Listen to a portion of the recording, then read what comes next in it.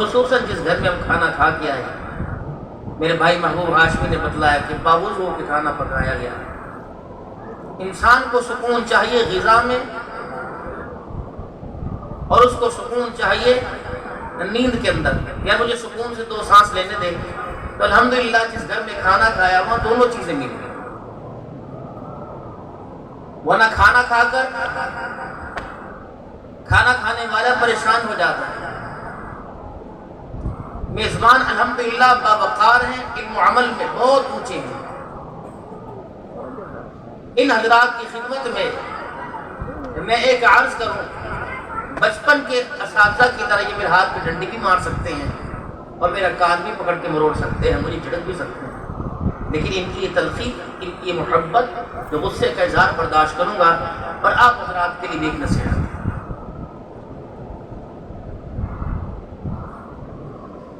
آپ کرواتے ہو جلسہ،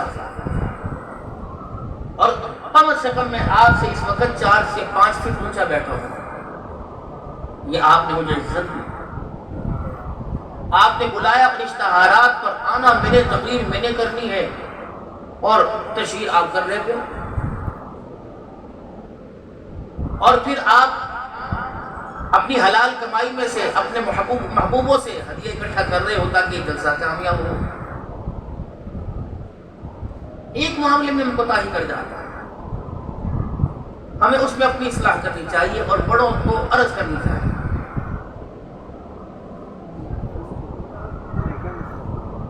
مجمع حضور کے غلاموں کا ہوتا ہے، حضور کے غلاموں کو حضور کے گستاخوں کے ہاتھ کا کھانا مت کھلائے۔ آپ کے علاقے میں کوئی ایسا نہیں جو باشرہ ہو، آپ کے علاقے میں کوئی ایسا پکانے والا پکوان سینٹر یا نائی نہیں ہے جو 5 وقت کی نماز کا پابند ہو، اس کو ترجیح دیجیے۔ اور ہمارے پر تو آپ بہت بڑا احسان کیا کیجیے، کیونکہ ہم صحت کے اعتبار سے بہت دن بدن سارے قابلین، کوئی فالج کے مرض میں، کوئی ٹانگوں کی معذوری، کوئی شوگر کے عارضے میں، اس میں انسان کے ساتھ بیماری اور شفا کو اللہ نے جوڑا ہے، لیکن اس کے اندر اللہ کے نبی نے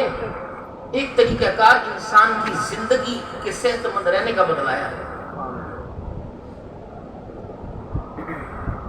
آپ بھی کوشش کیجئے اور ہمیں بھی بچائیے اس دیگی کھانے سے۔ ہمارے سے تقریر کرواتے ہیں کہ مولانا تقریر ایسے کریں کہ سارا مجمع دھاڑے مار مار کے روئے، اور مولانا اس وجہ سے پریشان ہوتا ہے کہ بے نمازی کے ہاتھ کا لقمہ اندر گیا، میرا ہی تقویٰ ختم ہو جائے گا، میں دوسروں کو تقوی کیا تقریر کروں۔ میں تو وائٹ کرتا ہوں، بہت زیادہ کوشش میری ہوتی ہے، اور تعالیٰ ان کو پتہ ہے کہ میں اکثر، اللہ کا شکر ہے، کیا پتہ کہ پرسوز آواز کی یہی وجہ ہو کہ کوشش کرتا ہوں کہ بے نمازی کے ہاں کبھی ہوٹل پہ مجبوری بن جائے، ورنہ کوشش ہو کہ بے نمازی علماء اکرام تو اللہ کے واسطے ہوٹلوں کو چھوڑیں، خدا کے مسجد کی جمعے کے 6 نمازیوں کے آپ امام ہو، آپ تو کم از کم خیال کریں، آپ کو تو خیال آنا چاہیے کہ بے نماز چھوڑ دے کھانا بھائی، آپ ہی میں آپ تو ظالم ہے، آپ تو میزبان نہیں میرے، آپ تو ظالم ہے میرے لیے کہ میں 5 نمازیں 20 سال سے پڑھا رہا ہوں، تیرا ایک لقمہ کھانے سے سارا 20 سال کے اندر کا نور میرا درس نکل جائے۔ بات احمد لاہوری رحمۃ اللہ علیہ کی کرتے ہو کہ جہاز کا عملہ حج پہ سفر پہ تشریف لے گئے، جہاز کا عملہ بے نمازی تھا، پتہ لگا بے نماز 13 دن جہاز کا سفر تھا جدہ تک، لیکن آپ نے بے نمازی کے ہاتھ کا جہاز میں کھانا نہیں، گورنر کی بیٹی کی شادی کا کھانا نہیں کھایا، چنے جیب میں سے بھنے ہوئے نکال کے کھائے تھے، اور گورنر نے کہا تھا ایسا کھانا آج دسترخوان پہ تمہیں سوچا بھی ہے، اور میں تیرا کھانا تجھے مبارک ہو، مجھے میرے چنوں کے دسترخوان پہ رہنے دے، کھا کے ڈکار بعد میں لیتا ہوں، آنکھ لگتی ہے خواب میں حضور کا دیدار نصیب ہو جائے۔ نعرہ تکبیر، عظمت علماء دیوبند، بلند آواز سے عظمت علماء دیوبند، نعرہ تکبیر۔ گھر کے چھوٹے بچے کو اور بچی کو بے حیا معاشرے نے نہیں کیا، بچے کو خدا اور مصطفیٰ اور ماں باپ کا باغی، بدکردار اور بد اخلاق بے حیا ماں باپ کی کمائی اور ماں کا بے حیائی کے اندر کھانا پکانے نہیں دیتا۔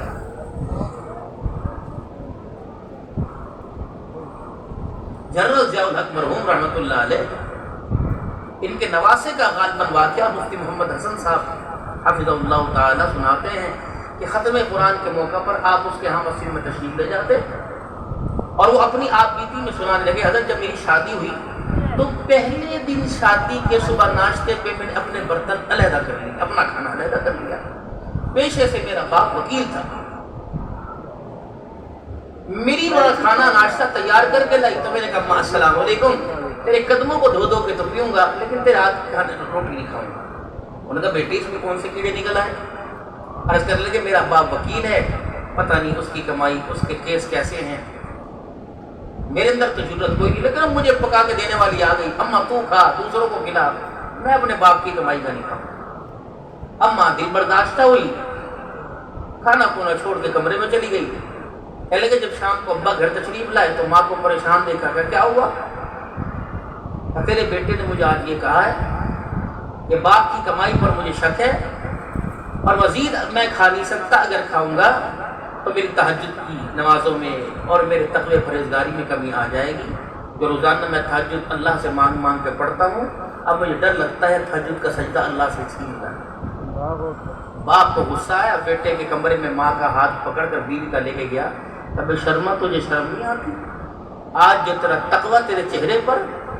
اور تہجد کا سجدہ تیرے ماتھے کی پیشانی پہ نظر آ رہا ہے، یہ سارا کا سارا میرے حلال کی کمائی کا نتیجہ ہے۔ اپنے بچوں کے لیے ظالم مت بننا۔ امیر سے تو ہم ہاتھ جوڑتے ہیں بھائی، کیونکہ ہمارے سے بڑے ہیں، ہماری انہوں نے بات ماننی نہیں۔ کبھی یوں نہ کہتے مولوی صاحب آپ نے دل سے بلا کے عبدالرحمان کے ہاتھوں میں ظریف کرایا، نہیں، مجھے تو غریب سے کچھ عرض کرنا ہے۔ تیرے ریڑی کے فروٹوں کی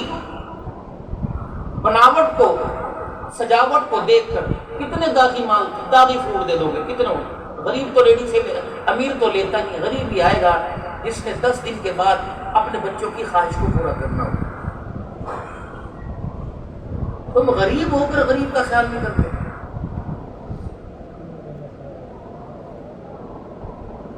امیر کو کہتے ہو حاجی صاحب اتھو پادوا اتھو مر گیا، جب آپ کو ایسا باپ کرو، اس کا کھیلا بھی حسب توڑ لو، 2 دانے زیادہ ڈال کے دو گے، پھر کہو گے حساب جاؤ گھر پہنچ جائے گا، کیا تکلیف کرو گے؟ اتنا غریب کو کھڑا ہونے دیتے ہو؟ اس کو تو 2 چھاپ دیسی مرغی ورگا دانا ہے، 2 اوپر ڈال لے، پھر 4 داغی ڈال دیے، پھر غلط ڈال دیے، پھر تھیلی بند کر دی، پھر گرے باندھ دی، پھر اس کو دے دی۔ اب وہ گھر جا کے جب بچوں کو تھیلی پکڑائے گا، وہ گرا کھولنے کے بجائے تھیلی پھاڑیں گے تو سارے مال داغی نظر آئے۔ اگر اس غریب نے یوں کر کے منہ کیا اور یوں کہا اللہ میں تو بے بس تھا، تو بے بس تو ہی نہیں ہے، تو خدا کی قسم نہ ریڑھی بچے گی نہ ریڑھی بنا۔ دادا چوک پہ ریڑھی لگاتا تھا، بیٹا باپ بھی وہی، بیٹا پوتا بھی وہی، اسے ریڑھی پہ کھڑا ہے، ترقی کیوں نہیں کی؟ اس کی وجہ یہ خدا کی مخلوق کو دھوکہ دو، رزق میں برکت آئے، کوئی نہیں سکتا۔ داغی مال ہے پڑا ہوا، چودھری صاحب سے بھائی صاحب یہ بھی کتنے پیسوں کے آئے؟ حاجی صاحب 4 یہ لے لو، 1 یہ لے لو، اوپر سے آپ بتاؤ، لیکن نہیں، میرے تو ہٹ درمی کرنی، میرے تو اللہ کو ناراض کرنا ہی کرنا ہے۔ جہاں آم داغی ہوگا وہاں پہ میں آم کا مونوگرام لگاؤں گا، جب سیب داغی ہوگا وہاں میں پنی لگاؤں گا، اسے الٹا کر کے رکھوں گا، اس کو دھوکہ دے دو۔ الخلق عیال اللہ، جتنے بیٹھے تم ساری اللہ کی مخلوق ہو، بیٹے بیٹیاں نہیں ہو، اللہ ان چیزوں سے پاک، لیکن ہو اللہ کا کنبہ، اور میں تیرے کنبے پر انگلی اٹھائے تیرے سے برداشت نہیں ہوتا، میرے کنبے کے ساتھ کوئی دغا کرے تو پھر میرے سے برداشت۔ اگر حکومت کی طرف سے مہنگائی کے آرڈر ہو رہے ہیں، پھر حکومت جو ہے اس کو لان تان کرتے ہو، اس کو برود الزام ٹھہراتے ہو، اس کو گالیاں دیتے ہو، اور جب تم خدا سے اور ہم خدا سے بغاوت کریں گے، کمیاں اپنے اندر تلاش کر، دونوں نے دھنی ہے اپنی دھن، پرائی دھنی کا پاپ نہ بن، تیری روئی میں 4 بنولے سب سے پہلے ان کو چن، اپنے آنچل اپنے دامن کے داغوں کو صاف کر۔ حکومت جانے اس کا یہ کیا، کسی کی مجبوریاں، کسی کے کیا مسئلے حل کریں گے؟ جو تیری کمائی کے بجٹ کے محتاج ہو وہ تیرے مسئلے حل کر سکتے ہیں۔ جو اپنی کرسی بچانے کے لیے بھائی کو، بیٹی کو، بہن پر، دو پر لگائے، وہ میری عزت کا خیال کریں گے؟ ابھی الیکشن آئے گا، سلیکشن ہو چکی، اللہ اعلم، ہمیں کیا واسطہ، ہم تو مسجد مدرسے والے لوگ ہیں، اور آپ بھی مسجد مدرسے سے تعلق رکھیے، اپنے سے اونچا دیکھنے کی کوشش نہ کرنا. خدا کرسی، اگر کرسی بچنے دے گا نہ کرسی کے پائے بچنے دے گا. چھوٹے لوگ ہیں